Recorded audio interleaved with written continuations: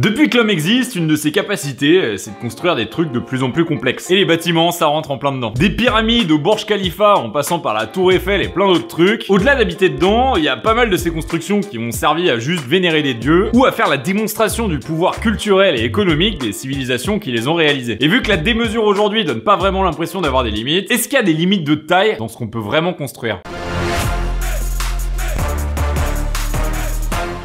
Des gratte-ciel, des tours de transmission, des observatoires, des plateformes pétrolières, etc. Les constructions de grande taille, c'est pas ce qui manque sur Terre. Et encore, je te passe les constructions plus larges que hautes. Parce que quand tu vois le Dubai Mall Zabil, c'est tout simplement le plus grand centre commercial du monde, avec 800 000 m².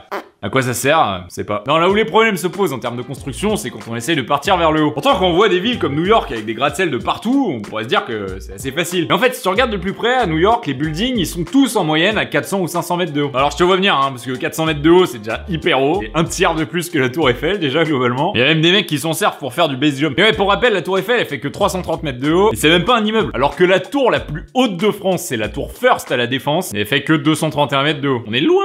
En fait, à l'heure actuelle, la plupart des plus grands immeubles du monde, ils sont en Chine. Ça vient de leur essor économique des dernières décennies. Il faut pas se mentir, de la volonté de se la péter un peu en montrant qu'ils sont capables de le faire. Parce que jusque là, c'était quand même les Américains qui avaient le monopole sur les prestiges architecturaux contemporains. Mais maintenant, on fait vachement mieux et vachement plus grand que ce qui s'est fait aux États-Unis jusqu'à présent. En 2010, on a inauguré le nouveau record du monde qui est le Burj Khalifa, 828 mètres de haut.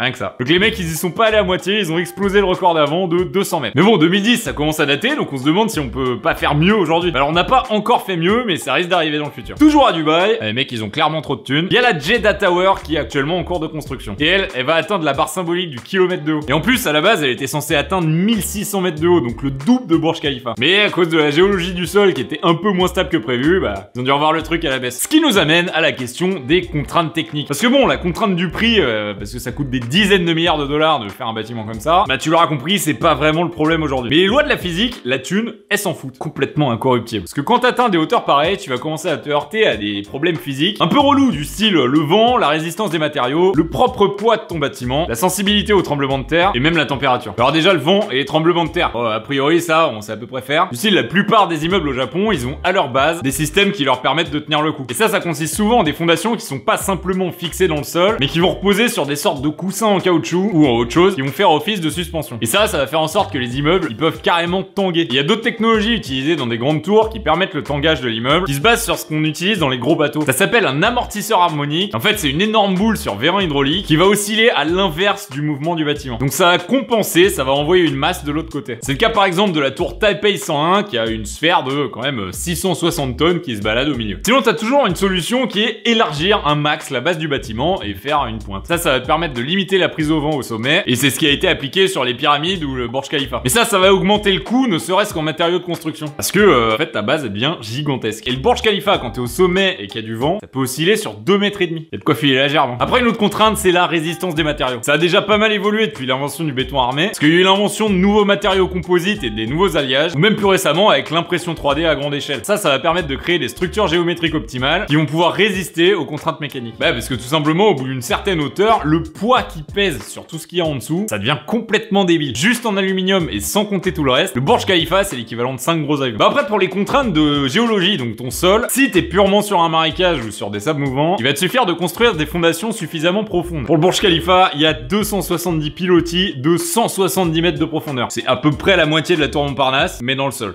Bon après, il te reste à gérer la ventilation et la clim, ça c'est pas grand chose, c'est juste 1 million de litres d'eau par jour. Bon, au-delà de ce désastre écologique là, il y a des ingénieurs qui se penchent sur le problème et qui essayent de trouver des solutions pour utiliser le différentiel de température entre le haut et le bas de l'immeuble. Bah ouais, vu qu'il fait plus froid en haut qu'en bas, on pourra utiliser les mouvements de convection de l'air pour amener l'air chaud du bas vers le haut et inversement. Et ça quasiment sans utiliser d'énergie. Un peu comme une espèce de tornade, mais maîtrisée quoi. Et ça, ce serait la classe. En fait, niveau technique, on est à peu près capable de répondre à toutes les contraintes qu'on veut. Donc ça veut dire que la physique, si tu mets plein d'argent, ça devient corruptible presque. Donc pour ça, petit florilège des projets, plus ou moins considérés pour de vrai par les ingénieurs. On a la Sky City 1000 qui est à 1000 mètres, mais c'est pas dingue. Ensuite, on a la Bionic Tower qui culminerait à 1228 mètres, la Sky Mile Tower à 1700 mètres, la Millennium Challenge Tower à 1852 mètres, le Touch Mountain à 2000 mètres, le Shimizu Mega City Pyramid à 2000 mètres aussi, la Dubai City Tower à 2400 mètres et la Ultima Tower à 3300 mètres. Et là, on commence à plus rigoler. Bon, à ce niveau-là, on n'est plus sur des concepts d'immeubles, on est carrément sur des villes verticales. Et on a certaines qui sont prévues pour accueillir des millions, voire des dizaines de millions de personnes. Et vu que l'imagination de l'homme a à peu près zéro limite, le deuxième plus gros projet, il s'appelle le Exceed 4000. Il est au Japon et il vise 4 km de haut pour 800 étages. Ça permettrait à 500 000 à 1 million de personnes de vivre. Mais ça coûterait à peu près 1000 milliards de dollars à construire. À peu près. Ça dépend du type de fenêtre que tu mets. Et surtout, la numéro 1, c'est la Tokyo Tower of Babel. Tout simplement 10 km de haut, c'est la hauteur de vol des avions,